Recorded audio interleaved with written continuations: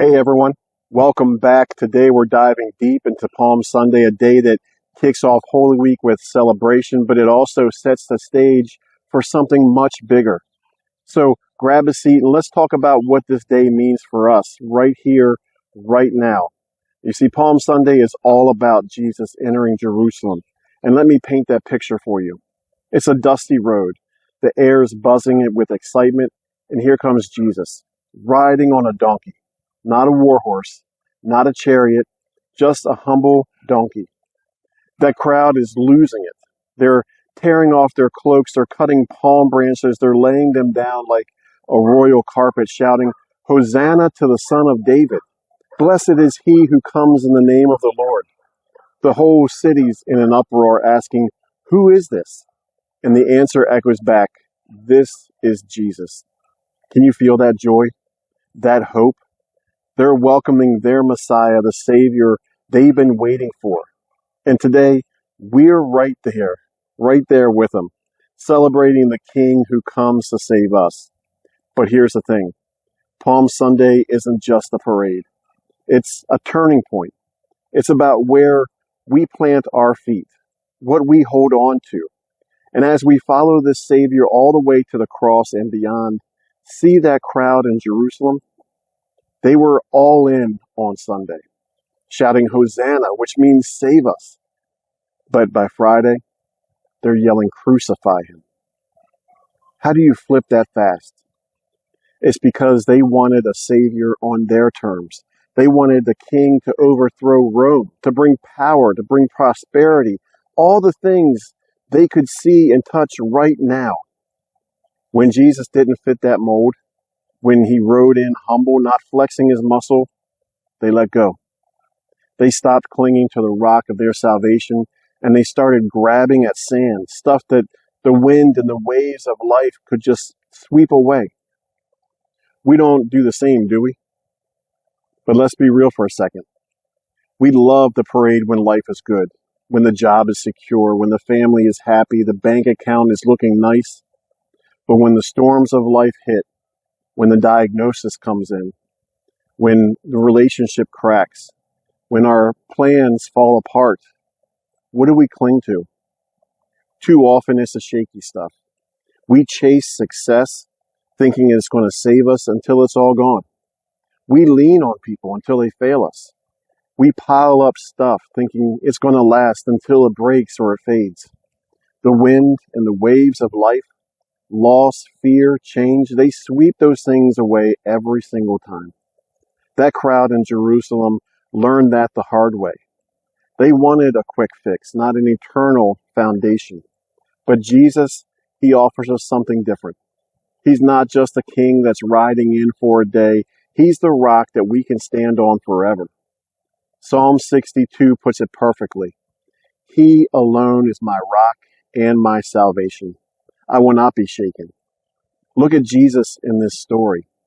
That donkey that he rode in on is not just a random choice. If we look back even with Zechariah's prophecy, he says, "See, your king comes to you gentle and riding on a donkey." This isn't a king of war or wealth. This is a king of peace. A king who kneels to serve, who sacrifices everything for us. He rides in knowing what's ahead. Betrayal, pain, the cross, and he doesn't flinch. He's fixed on the Father's plan to save us, to be our unshakable ground. Let's think about that donkey for a minute. The world says power looks like a war horse, stomping over obstacles, dominating. But Jesus says power looks like a donkey, humble, steady, carrying a king who serves.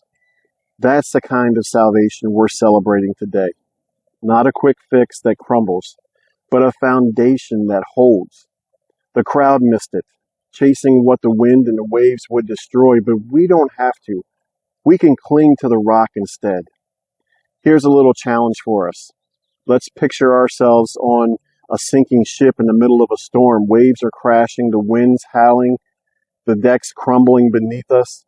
But off in the distance, there's a lighthouse on a massive rock, steady as ever. That rock isn't going anywhere. no matter how hard the storm rages. That's Jesus. He took on the ultimate storm, sin, death, despair, and he beat it. He hung on that cross, died, and rose again so we could stand on him. That's why we're not shaken, because he rose. We stand. So as we step into Holy Week, I want us to ask ourselves, what are we clinging to? What are we laying down before this King? That crowd, they laid down cloaks and branches, symbols of hope and honor, but when the parade was over and it didn't go their way, they picked it all back up. Let's not do that. Let's lay down the shaky stuff, the worries that we can't fix, the idols we chase, the plans that we grip too tight to, and leave them there. Trade the sand for the rock. Maybe it's a fear that you're carrying. Let Jesus hold it. Maybe it's a dream you've built your whole life on. Let him reshape it. Whatever it is, Palm Sunday is your moment to choose the Savior who lasts. Because of this King, he's not done. He rode in on a donkey. He hung on the cross. He walked out of the tomb. He's the rock the wind and the waves can't touch. So let's celebrate today. Shout Hosanna. Lift your hearts to the coming Savior who saves us from chasing shadows and sets us on steady ground. Cling to him this Holy Week, through the cross, through the silence, all the way to Easter. He's your rock, and you will not be shaken. Thanks for joining me today, friends. If this spoke to you, drop a like, share it with someone who needs to hear it, and let's keep walking this journey together.